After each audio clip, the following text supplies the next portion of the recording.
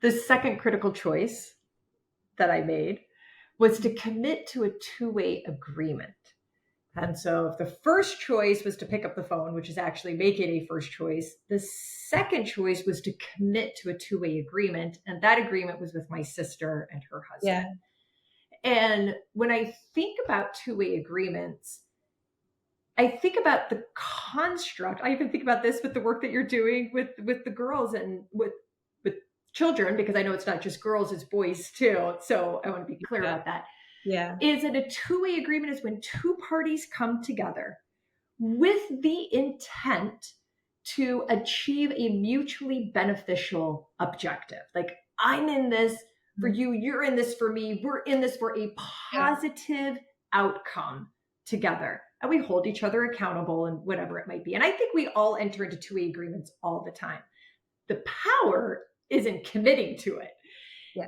Is there a two-way agreement, or what is a two-way agreement that you would say, I entered into this agreement and through the commitment, okay, this is what I gave and this is what I got. So just tell us about a two-way agreement. In preparation for this conversation, this was the one that I spent the most time thinking about and felt a little stuck. I think because of something that you just pointed out, which is I'm so used to making two-way agreements. We have them all the time. I can think of my husband as an obvious one. We've committed to being in each other's lives for as long as that serves us to do so. Really profound ones for me, especially in my younger years, were the teams that I joined, and just being able to be a part of something and knowing that that something required me. I was a part of the rowing squad in high school. Rowing was my sport. And the boat literally doesn't go straight if you don't show up. And it was the most profound lesson. And I'm going to show up for these people. And it served me so well in terms of learning about life skills and different ways of operating within a community and being able to contribute to it. What I thought about, though, and I hope it's okay that I'm taking this question in this direction, what I thought about was how if there's a two-way agreement and someone else is holding me accountable and I owe something to someone else, I'm pretty good about it. I don't want to let other people down. There is something inherent in me, and maybe this is the way that young girls in particular are conditioned to like please the people around them and to make them feel comfortable. I have that tendency. And so if I make a commitment to someone, it doesn't matter what stands in my way. I will follow through because I do not want to let that person down, and I do not want to be seen as someone who can't do the things that I say I'm going to do. Actually, where I struggle more is when I make a commitment to myself. And I thought about, this idea of it being two ways, and I got quite philosophically into this, Trish, as you can see. I love it. Keep going.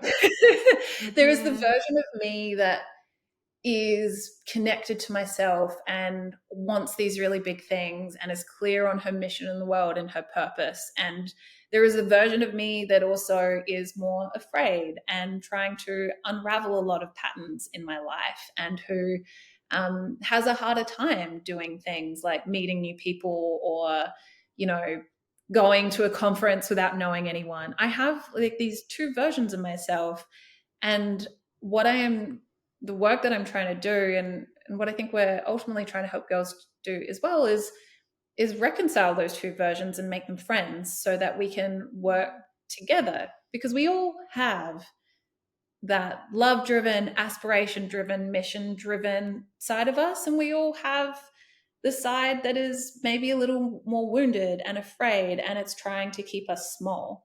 So I think about that two-way agreement between myself, and starting Live Big is the most profound two-way agreement in my life, because it's that it's still there, that fear-driven and that love and mission-driven version of myself. I can't tell you how much time I spent thinking about that yesterday. So I know I maybe took it a slightly different way, but both versions matter. Both versions are important. But we can make agreements with ourselves in that way, I think. And those can be the hardest ones to commit to. That's definitely been my experience. Yeah. And when you think about, because I do want to just keep going with the commitment to yourself, the two versions, because I totally feel what you were saying Yeah. completely. And I think probably a lot of, especially as you were saying, a lot of girls do. Has there been a time in which you've committed to yourself because you know you need to, and then perhaps your actions start out as, I have to do this, but then through the commitment to yourself, has it ever transcended to, I want to do this? So I have to do these things to care for that maybe fear, or more vulnerable or more wounded side, but then it transcends to, I want to. Has there been a journey like that at all? Yes, because I think what's happening for me personally, and probably for lots of people, is I'm in the I have to mindset, and I logically understand why I have to do something. And then I do it and I realize, oh, that wasn't so bad. That was okay. I'm good. I'm going to do more of that. And so it's like so deep and philosophical. But it's like the two versions of myself are no longer battling so much as they were maybe a little while ago, because I think I've gotten to the point of, I want to do this. And I understand why it's helpful for me. So yes, it's like, it starts with I have to, it starts with a bit of a struggle, and I have to constantly remind myself of why I'm doing it, and then pull it off. Not so bad. This is okay. Oh, Yeah. Let's keep doing this. So yes. And then the two are more in sync, more in line, more cohesive, and probably elevating each other too. Yeah. Yeah, I think so.